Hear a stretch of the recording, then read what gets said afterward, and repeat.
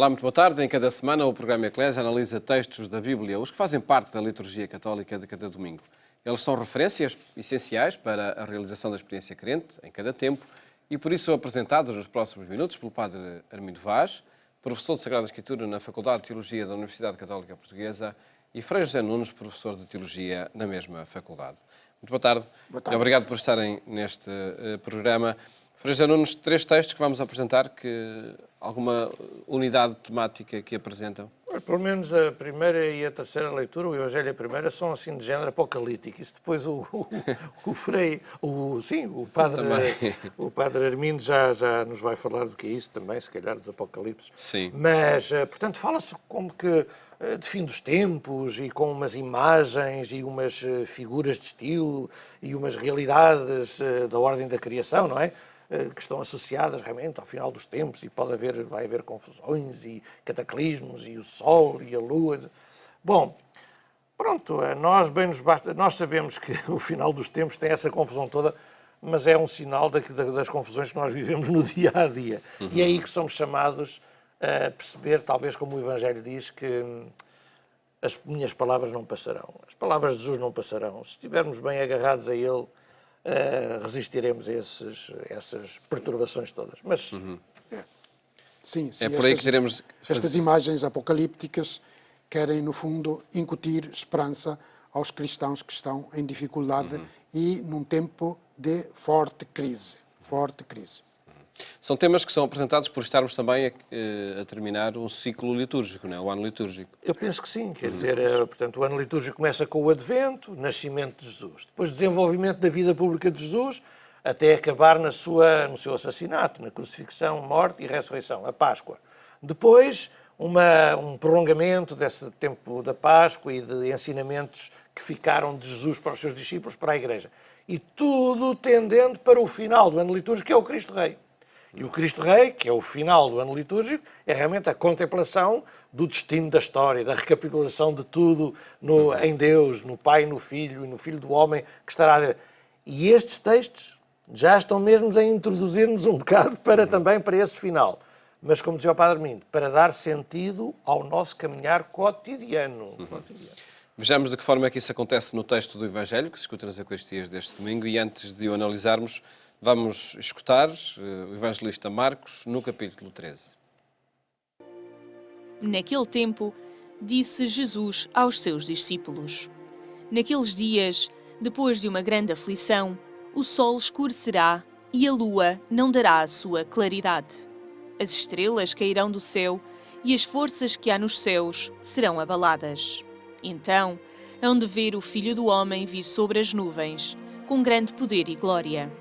Ele mandará os anjos para reunir os seus eleitos dos 4 pontos cardeais, da extremidade da terra à extremidade do céu. Aprendei a parábola da figueira. Quando os seus ramos ficam tenros e brotam as folhas, sabeis que o verão está próximo. Assim também, quando virdes acontecer estas coisas, sabei que o Filho do Homem está perto, está mesmo à porta. Em verdade vos digo, não passará esta geração sem que tudo isto aconteça. Passará o céu e a terra, mas as minhas palavras não passarão. Quanto a esse dia e a essa hora, ninguém os conhece, nem os anjos do céu, nem o Filho, só o Pai. Que força da palavra, que força tem a palavra para poder ser o garante, enfim, do essencial em todos os tempos? Passará o céu e a terra, mas as minhas palavras não passarão. Isto está dito num contexto de apocalipse. Geralmente as pessoas, quando ouvem falar de apocalipse, pensam logo em filmes catastróficos, pensam em fim de tempos, pensam em fins dos tempos, pensam em fenómenos da natureza estranhos. Ora bem, Apocalipse não quer propriamente significar isso. Esta linguagem é realmente apocalíptica, mas estas são imagens típicas da corrente religiosa apocalíptica judaica do tempo e que nós temos que entender no seu significado profundo e não propriamente à letra.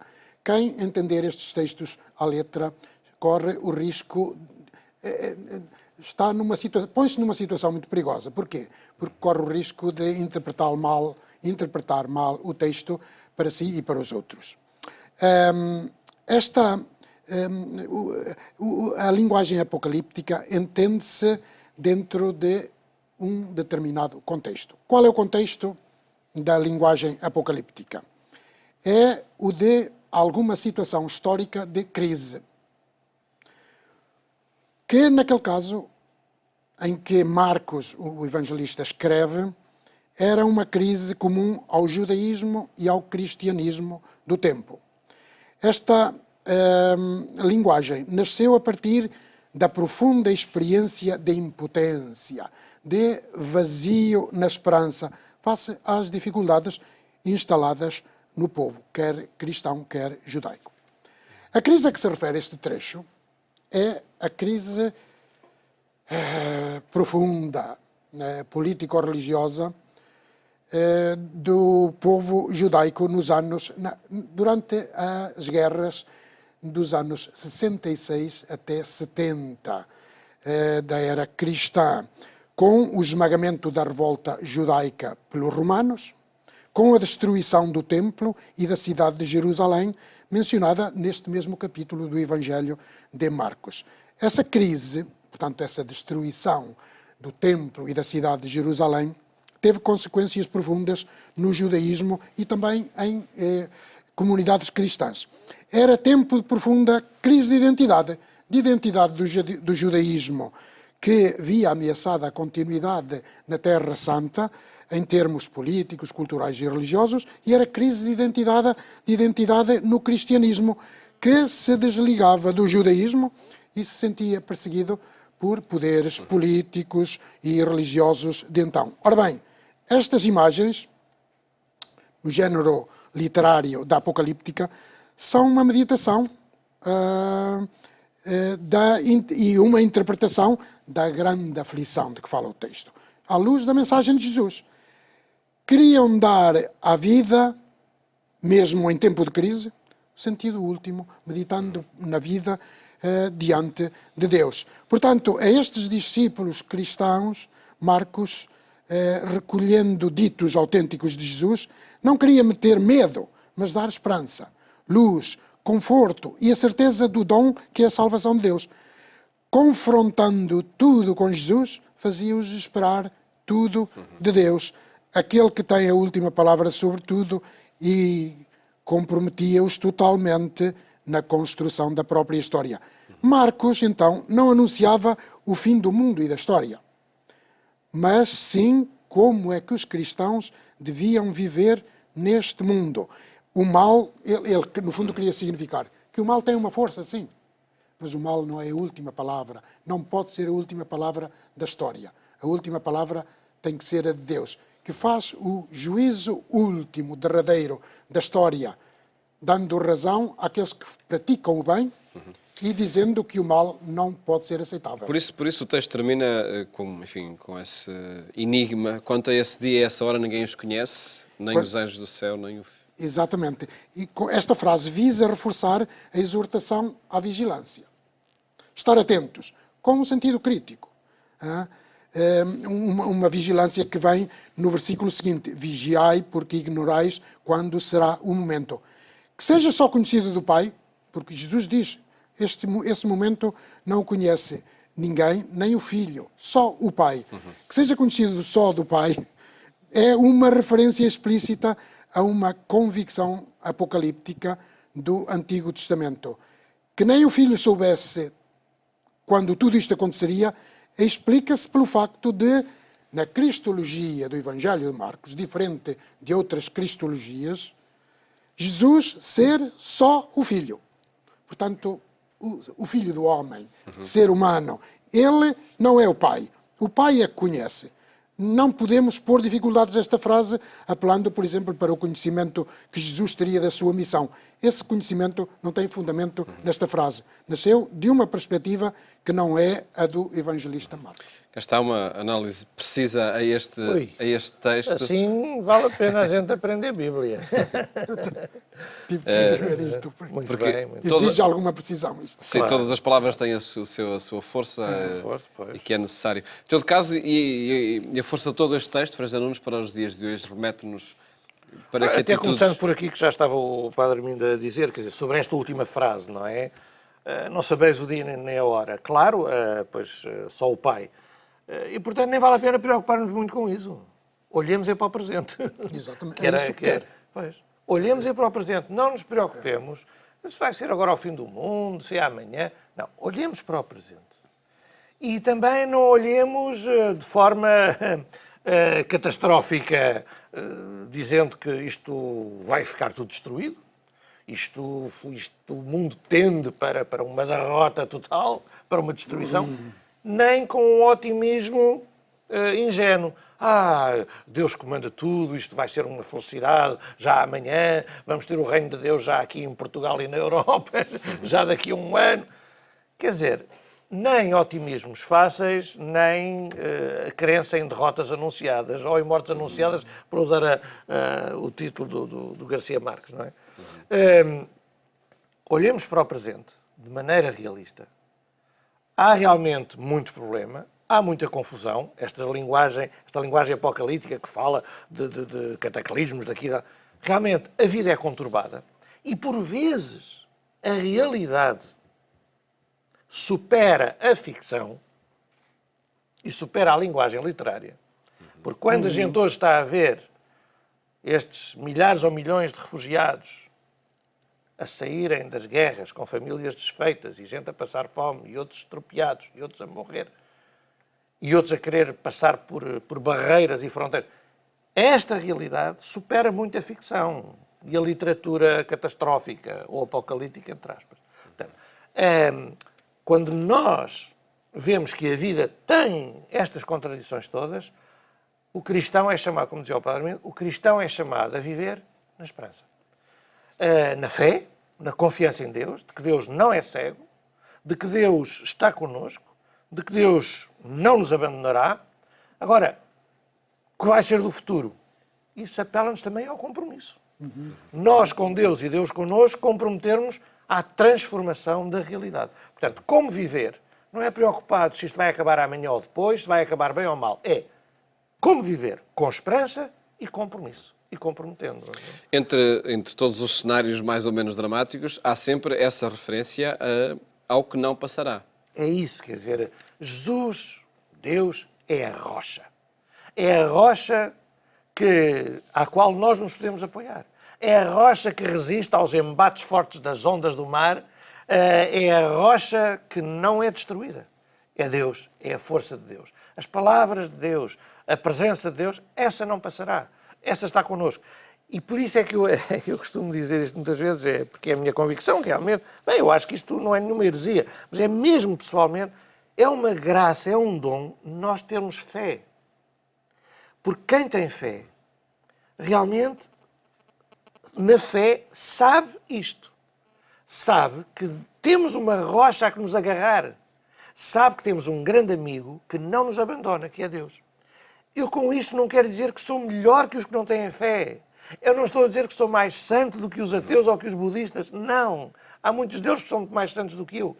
Mas não têm a sorte, não tiveram a sorte, a graça de ter fé. Ter fé realmente é saber que há uma rocha e palavras que não passarão. Há um amigo indestrutível que não nos abandonará. E isto realmente é maravilhoso. E então a fé, reforçando o que diz o Dr. José Nunes, a fé, sendo verdadeira, sendo vivida, ela influencia a vida. Claro. Isso aqui é importante, como dizia. Ela determina a vida. Sem dúvida, e conduz à esperança e ao compromisso. Enfim, exatamente. Sentido para a vida. Portanto, tem consequências para a vida. Sim. Isso é que importa. Passamos a outro texto, o primeiro que se discute nas Eucaristias deste domingo, da profecia de Daniel, no capítulo 12, também com uma promessa de salvação para todo o povo. Em que contexto acontece essa exatamente. Nós vemos que, realmente, de novo, esta linguagem é apocalíptica, não é? É uma linguagem indireta, isto é, uma linguagem conotativa, que aponta para... É a linguagem usada no próprio Evangelho de hoje, também. Contrariamente ao que frequentemente pensam os leitores ocidentais, ela não antevê o fim do mundo, nem anuncia o fim do mundo. Ela era revelação para o presente, é aprofundamento do sentido sagrado da história, comunicado através destas imagens um pouco misteriosas, compreensíveis para os destinatários, que neste caso da leitura do profeta Daniel eram os judeus. O contexto do uso desta linguagem apocalíptica neste trecho do livro de Daniel era o de um momento histórico difícil, de novo e sempre uma crise,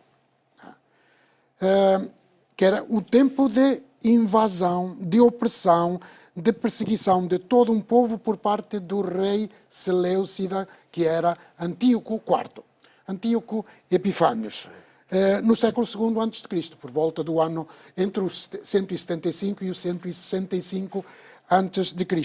Ele tinha profanado o Templo de Jerusalém, perseguia os crentes da fé judaica, mandando matar os que não quisessem converter-se, proibindo o culto e negando a liberdade religiosa. Muitos judeus, precisamente tomados de medo, passavam-se para o lado do helenismo, porque helenista era este rei Antíoco IV. Helenismo, portanto, tornavam-se infiéis à própria fé. Ora, o autor que escreveu esta passagem, estas visões do livro de Daniel, está situado no século II. Mas ele parte de acontecimentos do século VI, isto é, do tempo do exílio. Ou seja, o que temos aqui no livro de Daniel é aquilo que costumamos chamar uma profecia a partir do acontecimento. É uma profecia depois do acontecimento. Isto é, ela apresenta a visão de coisas futuras, mas é para sugerir que a história humana obedece ao desígnio salvador de Deus e que Deus realiza a sua vontade. Portanto, vejam, os textos proféticos, como este, e sobretudo apocalípticos, apresentam-se no futuro. Mas o essencial da visão e da palavra do profeta não estava ligado ao tempo futuro. É uma descoberta, isso sim, mas o que descobria não era o tempo futuro, adivinhado, em jeito de adivinhação. Era o novo absoluto, o divino no humano, o transcendente a entrar no imanente. Portanto, no fundo, mais uma vez, era o profeta a querer dar o sentido definitivo ao presente, que deveria ser vivido à luz de Deus. E, portanto, também queria incutir esperança no meio daquela crise pavorosa contrária à liberdade religiosa. Sr. Arnaldo Freisa Nunes, este texto... Estava o Padre Armindo a falar e eu a lembrar-me de situações, ele a falar em situações do passado, de há uns milhares de anos, e eu a lembrar-me de como isto se vive hoje. Os membros do povo de Deus no século II a.C., perseguidos por este rei Facíndaro, o Antíoco Epifânio, não é? E a querer obrigá-los a renunciar à fé. O que é que acontece hoje? Não há tanto cristão que, pelo facto de ser cristão, está a ser perseguido. Ou na Síria, ou na Nigéria. Não há tanto cristão que, pelo facto de ser cristão, quando vem a atravessar um mar Mediterrâneo, é o primeiro a ser mandado ao mar, se o barco tem excesso de pessoas. E dito isto, eu não estou a dizer que só os cristãos é que são perseguidos. Não, também os cristãos ao longo da história perseguiram muitos outros e também hoje há muita gente perseguida que não é cristã. Mas digo eu, a vida não tem realmente estas perseguições todas. Nos primeiros séculos não houve tanto milhares de mártires cristãos que eram perseguidos. Gente a quem queriam obrigar a mudar a fé. Gente que queriam obrigar a renunciar. Foram ocasiões em que não se cumpriu esta profecia, de que viria a salvação para o povo? Não, é que este texto, eu acho que fala mesmo dessas situações. É que nós, na fé, somos levados a viver no meio destas perseguições, no meio destas tribulações. Somos levados a viver, como dizíamos há bocado, com fé, com esperança e com compromisso. Mas depois ainda há outra coisa, que esta leitura também diz. É que, além de vivermos estas situações de turbulência e perseguição com esperança e com compromisso, não? Nós, além disso, ainda temos um plus, ainda temos um mais. É que acreditamos na vida eterna. E portanto, a promessa cumpre-se. Essa é a promessa. A promessa é para o presente e também para o futuro. O próprio texto também fala um pouco disso. Claro que sabemos que é uma linguagem apocalíptica, figural e tudo isso. Mas também fala disso. Muitos dos que dormem no pó da terra acordarão, uns para a vida eterna. Quer dizer, e isto, bem, se o biblista é que teria que confirmar ou não. Mas lá está, estamos no século II a.C. É uma altura em que a crença na ressurreição já se começa a espalhar um pouco mais no povo de Israel. E depois os macabeus e toda... Quer dizer, isto não foi sempre assim, mas nesta altura, esta ideia, quer dizer, esta crença na vida eterna começa a ser mais forte. Já não temos nem sequer um minuto, Padre Armindo Vaz, para uma referência à segunda leitura que se escuta neste domingo, da Epístola aos Hebreus, no capítulo 10. Sim. De novo, a carta aos Hebreus sempre densa e intensa. Todo o sacerdote da antiga aliança se apresenta cada dia para exercer o seu ministério e oferecer muitas vezes os mesmos sacrifícios, que nunca poderão perdoar os pecados. Os sacerdotes ofereciam sacrifícios de animais. Em primeiro lugar, eram exteriores a si próprio, com sangue de outros. Mas agora vem Jesus, Cristo, diz ele. Cristo, ao contrário, oferecendo a sua vida uma vez e uma vez para sempre, ele então sim redimiu-nos. Porquê? Porque o que nos pode salvar não é o sangue exterior, o sangue de outros, o sangue animal. O que nos salva é o amor. E, portanto, Jesus salva-nos porque ele, com uma consciência humana, que não tinham os animais, com uma consciência humana, dá-se e dá-se todo. Dá toda a sua vida. E então salva-nos. E de uma vez para sempre, ou seja, hoje nós temos que dizer, mesmo que cometamos muitos pecados porque os cometemos, nós já estamos salvos. Ou seja, esses pecados que nós cometemos já estão redimidos. O amor também perdoa. É o amor que perdoa. É o amor é que perdoa. É o amor E que perdoa. Além de confortar, lógica... perdoa. É o amor que perdoa. Sim. E aí estão, enfim, esse é o itinerário crente a partir da experiência em Jesus Cristo que se faz hoje. O nosso tempo chegou ao fim. Agradeço-vos terem estado aqui no programa Eclésia a apresentar estes textos. Mais logo, estamos também na rádio, na Antena 1, quando forem 22h45. Votos de boa tarde, bom fim de semana. Até à próxima segunda-feira, se Deus quiser. Boa tarde.